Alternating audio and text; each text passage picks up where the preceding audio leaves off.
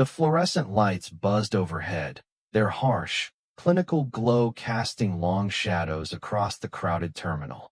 It was just another busy afternoon at Portland International, with the usual rush of business travelers hurrying to catch their flights, families struggling to manage crying babies, and the cold, sterile atmosphere of an airport that never quite felt like home. But for Officer Jenna Lawson, this was the part of the day she had learned to both dread and appreciate. The pre-dinner rush brought its own unique set of challenges, and by now, she knew exactly how to handle them well, most of the time.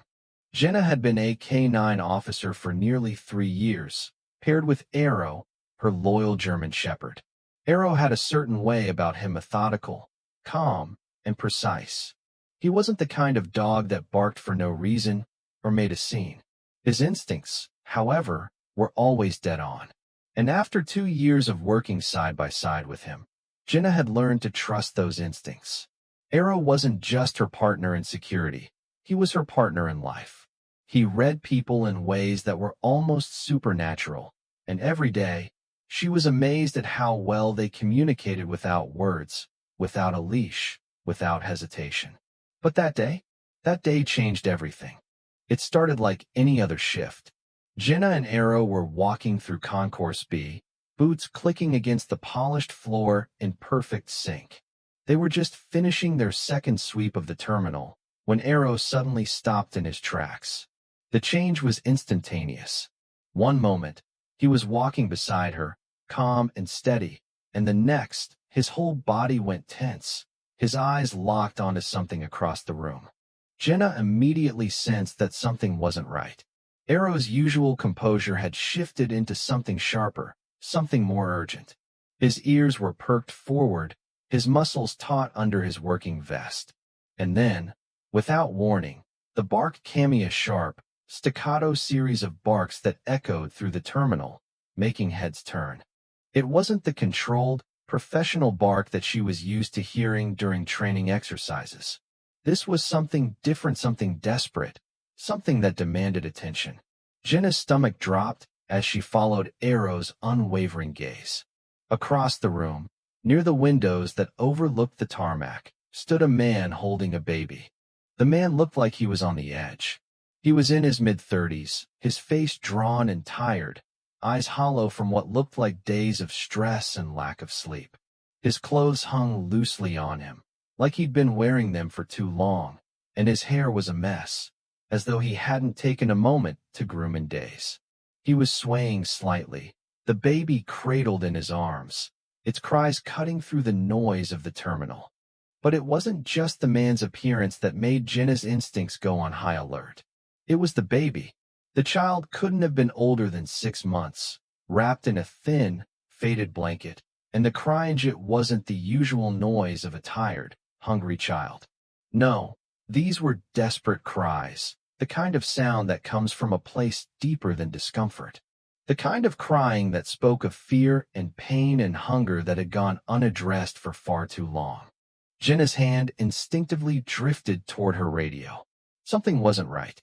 The man's face, twisted with exhaustion and panic, wasn't the kind of reaction she usually saw from someone who was simply trying to catch a flight. The way he was holding the baby protectively, yes, but also as if he was afraid of something or someone. His eyes darted around the terminal as though he was waiting for something to happen, something he couldn't control. "Sir," Jenna called out, her voice calm but firm. She took a few steps forward, careful not to make any sudden movements that might escalate the situation. "Airport security. I need you to stay right where you are." The man flinched at her words, as if she'd physically struck him. His grip tightened around the baby, and he turned to face her, his eyes wide with raw fear. "I'm not doing anything wrong," he mumbled, his voice barely audible above the baby's cries. "I'm just trying to get to my gate. Please, I have a flight to catch." Jenna paused, taking in his words. They sounded rehearsed, as though he had been anticipating this exact moment when someone in authority would question him. But there was something in his voice, a kind of desperation that caught her attention. It wasn't just fear. It was something deeper, something that made her take another step forward. Something wasn't adding up. As the man swayed, trying to calm the baby, Jenna noticed the way his body was practically vibrating with panic. His hands were shaking, and sweat dripped from his forehead, even though the terminal was cold from the overactive air conditioning.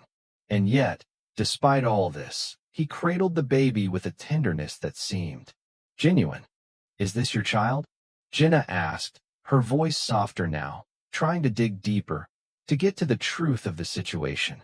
She discreetly signaled to a nearby TSA agent to keep an eye on things, but she didn't want to escalate it too quickly. She had to be sure. The man's body tensed at her question, but his answer came quickly. "My nephew," he said, the words tumbling out in a rush. "Luca. His name's Luca Dorsey." His voice cracked slightly as he spoke, and there was a hesitation in his words, like he wasn't sure if he should be saying them at all. That was when Jenna saw them. The bruises. They were faint, barely noticeable at first, but unmistakable once her gaze landed on the baby's exposed leg. Finger-shaped marks, the kind that come from gripping too tightly. The kind of marks you see when someone is holding a child with more force than they should. Immediately, Jenna's training kicked in. Her thoughts raced. These were the signs of abuse. Child abuse. The kind of case that made her stomach churn with horror. But it wasn't just the bruises that made her pause, it was the man's reaction. Instead of the guilt or defensiveness that one might expect from someone who had hurt a child, there was a flash of pure anguish on his face. The kind of horror that suggested he hadn't meant for this to happen. "I need to see some identification," Jenna said, keeping her voice as neutral as possible, though her heart was racing. "And any documentation showing your relationship to the child." Ryan, as the man had introduced himself, fumbled with his wallet, his hands shaking as he retrieved his driver's license. "I don't have papers or anything like that," he admitted, his voice breaking slightly. "This wasn't planned. I didn't have time to get custody documents or birth certificates or anything official.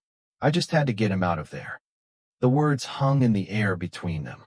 And suddenly, Jenna understood this wasn't just a case of neglect. This was something much bigger. "Out of where, Ryan?" she asked gently, her voice steady, though her mind was racing. What was he saying? What had happened? That's when Ryan broke down. "I grabbed him and pulled him out of there. My sister," she was holding him out the window of her apartment. She was laughing like it was some kind of game. Ryan's voice trailed off as he relived the nightmare. She was holding him upside down by his legs, laughing, telling him to stop crying or she'd drop him. Jenna felt her stomach churn. She could feel the weight of the situation pressing down on her. The pieces were falling into place. This man hadn't kidnapped his nephew, had saved him. Ryan continued, his voice barely above a whisper. "I didn't think. I just grabbed him and ran. I couldn't let her do that to him. I had to get him out of there." Jenna nodded, her heart heavy. She could feel the intensity of the moment, the raw emotion that hung between them. The desperation, the fear. And then, Arrow, her loyal partner, did something that made everything fall into place. Arrow walked over to Ryan, his big head gently nudging Ryan's knee. It wasn't an alert. It wasn't a command. It was something else. Something Jenna had never seen before. Comfort. Arrow, the dog who had always been so precise, so professional, had recognized something in Ryan. Something that spoke of pain and fear, of exhaustion and responsibility. And in that moment, Jenna understood. Arrow hadn't been barking out of suspicion. He had been barking out of recognition. Recognition of trauma. Recognition of someone who needed help, not punishment. The truth was unfolding in front of her. Ryan hadn't stolen his nephew. He had saved him. But as Jenna led Ryan to the security office, the investigation was just beginning. They had to verify everything, to follow the trail of Evy Denke that had led Ryan to this point. And when they did, when they found what they found, the truth was even darker than she could have imagined. Ryan's sister, Kylie, had been spiraling deeper into addiction. And Luca, the baby he had saved, had been living in a nightmare. But now Luca was safe. And Ryan? Ryan had done what no one else could. He had saved a child's life. This wasn't just about a man caught in a desperate situation. This was about a hero who, despite the odds, had done what was right, even when it meant breaking the rules.